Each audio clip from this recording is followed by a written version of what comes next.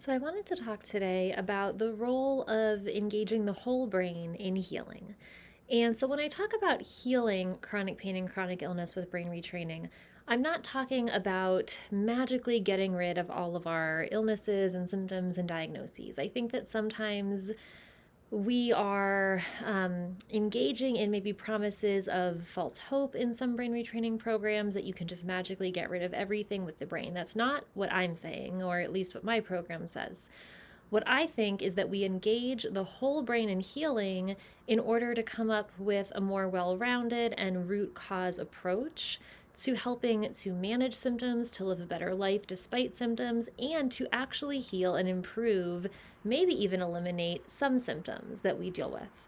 So, the way that I want to talk about this, not with all of the scientific terms, which I do get into in my course, Psyche-Soma-Sol, but in more of a general overview, is how the brain functions, what are the main functions of our brain, and how brain retraining and limbic system healing actually works to engage and connect the entire brain, and how that then in turn can heal our body systems.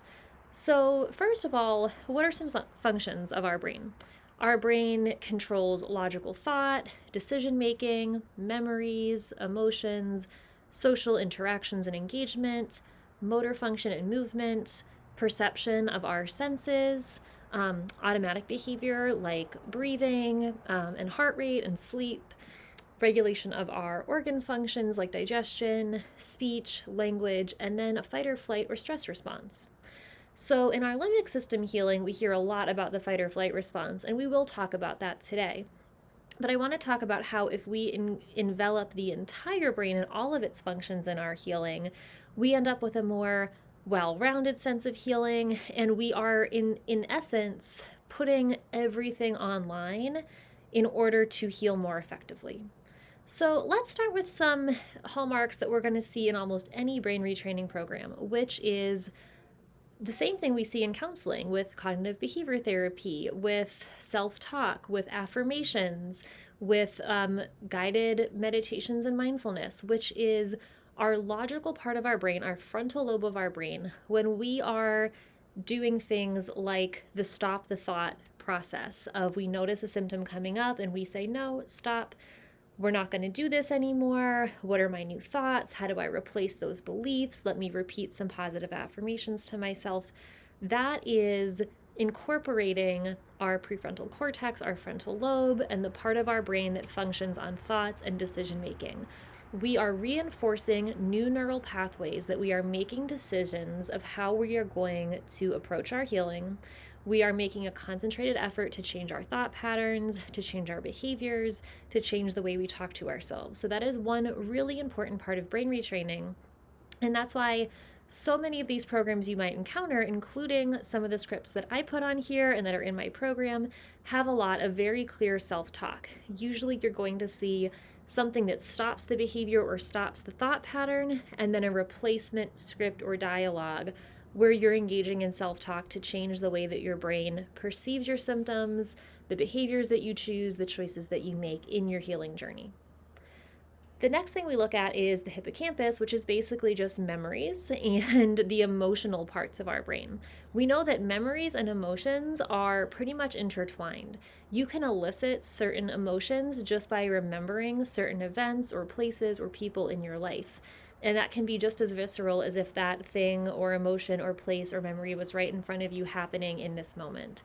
We use this a lot in brain retraining as well. So when we are envisioning a memory from the past that brought us a sense of healing and comfort, and when we were feeling well, which is a part of almost every brain retraining program, is these visualizations of here was a time that I was feeling good, or when we project and we are creating the ideal life that we are planning for, that we are envisioning when we feel better, I will be in this exact situation, and we are envisioning what it's going to look like and feel like and the emotions and the physical sensations. That is how we incorporate the link between memory and emotions and felt sensations and the parts of our brain that do that, because that is very instrumental for healing.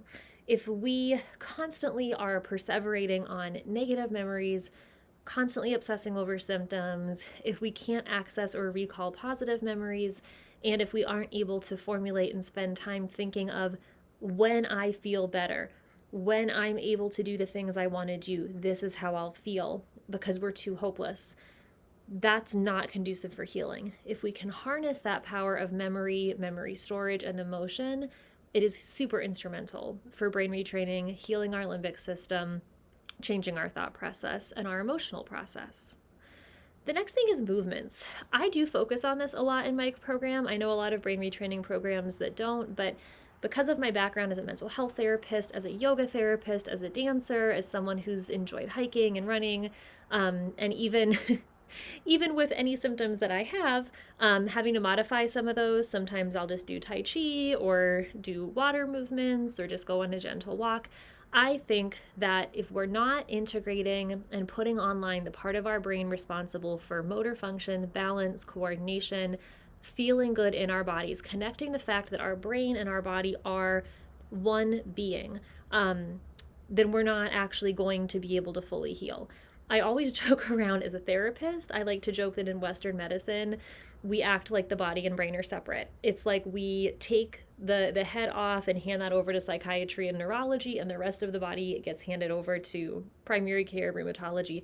But they're inextricably linked. So we have to be remembering to include the body in brain-based training.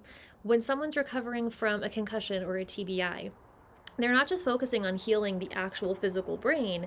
They are having these people walk on balance beams, do movement exercises. With their physical therapist, they're throwing balls and catching things and relearning coordination, relearning how to walk. These are neural pathways that originate in our brain but are linked 100% with our body.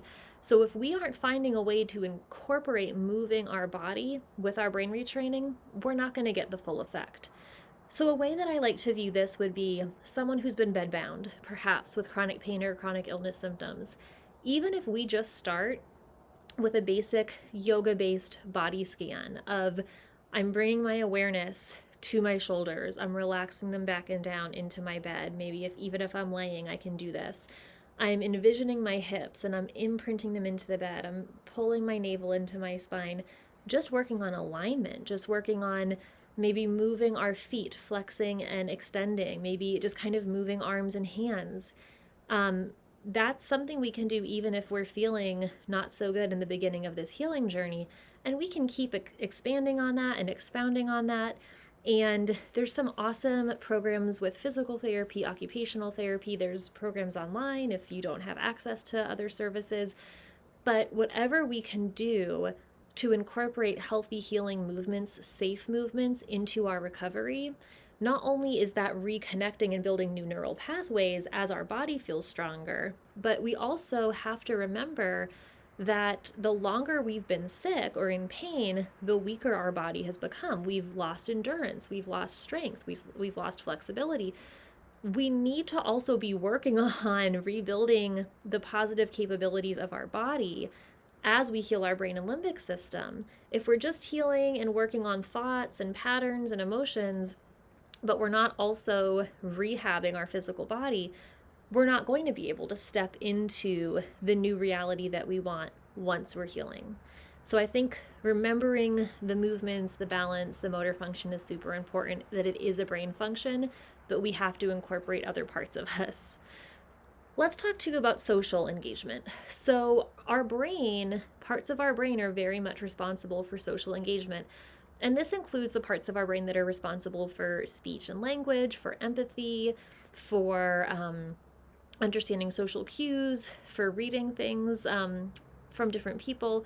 And we have to include that not only because it's so important about our environment and who we're around and if they're conducive to our healing or they're conducive to us being stuck in a negative cycle, but also according to polyvagal theory, the goal isn't completely getting out of fight or flight mode into complete rest all the time.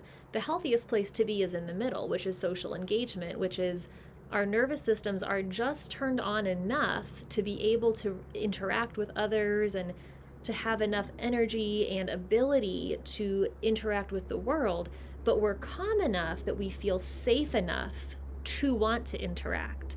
So we can't take away the importance of having social relationships, interpersonal relationships, supportive people around us in some capacity in order to actually heal. We can't necessarily heal if we're completely isolated. Now, this also can include online relationships, this can include pets, this can include sense of community, but whatever it is, we need to have this ability to co-regulate with other living beings, to feel safe and to know that we have other people, animals, social environments in our life that want us to heal and that have our best interests at heart. We move on to our perception and our senses, and this includes pain perception. So when we're doing brain retraining, a lot of times we will shift focus and shift awareness. So a good example that I always use, because it's from personal experience, is if you have a specific area of your body, say my back, and that part of my body does experience very severe pain often. Instead of dwelling and fixating on that area, which will lead to just really firing more of those neurons that identify, yes, I'm in pain. Oh, this day is already horrible. Now I can't move. All I can think about is the pain. It's overwhelming. We can short circuit that and we can focus on doing a body scan, identifying, okay, well, which parts of my body are in pain? Which parts aren't? Which parts of my body are functioning okay today? How do I harness this knowledge of things like the gate theory of pain, which is we're going to focus on the most intense pain first, and if there's a really intense pain in one area of our body, we almost lose sight of the other parts of our body. How do we kind of reverse engineer that? So sometimes what I'll do is through guided physical therapy type exercises, yoga therapy type exercises, just meditating on parts of our body.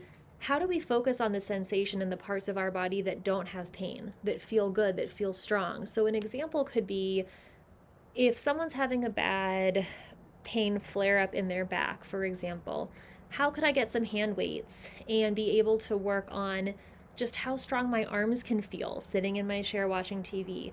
How could I put on a back brace that supports my spine and still get on the spin bike so that my legs can feel strong?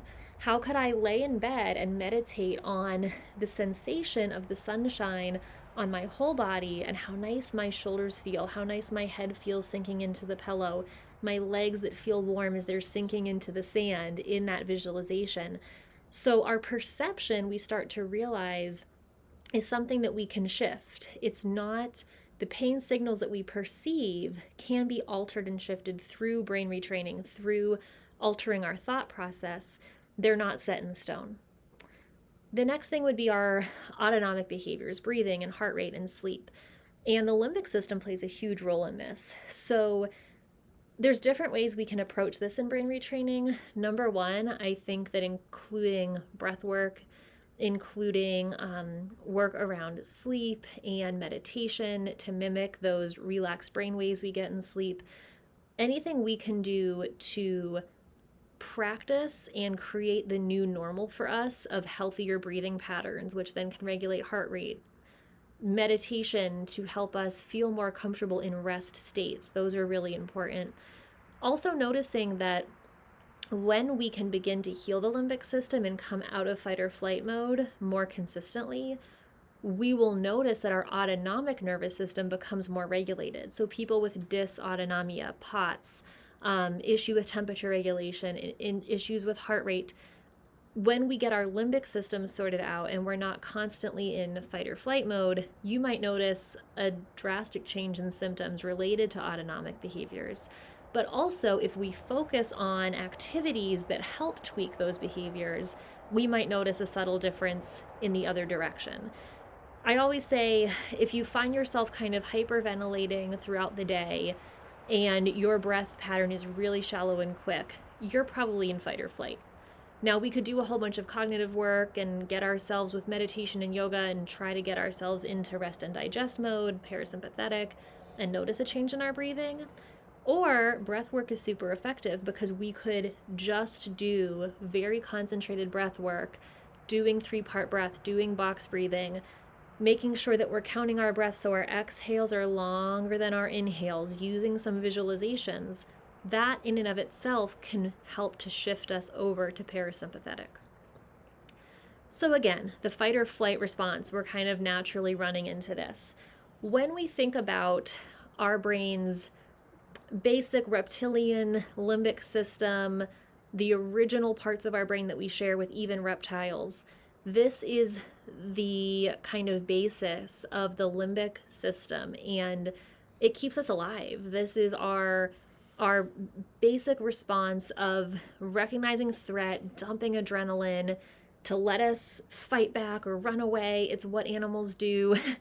But as humans, we are one of the only species that when we sense a threat, we don't just automatically start punching or running or getting away. We have to very often freeze, and we have to deal with that threat, whether it's at work or in a relationship or driving in the car, and we're getting constantly bombarded.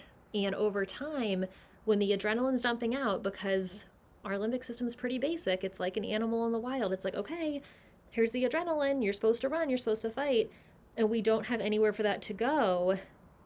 In basic terms, not to oversimplify it, over time that adrenaline has to convert into something, and if we're not dispelling it by actively physically letting it disperse, it's turning into stress hormones. It's going to kind of switch over into cortisol buildup and other more complicated neurotransmitters and stress hormones and catecholamines. And I get into more of that in my course, but you don't even need to know the scientific names of the things to just try to understand.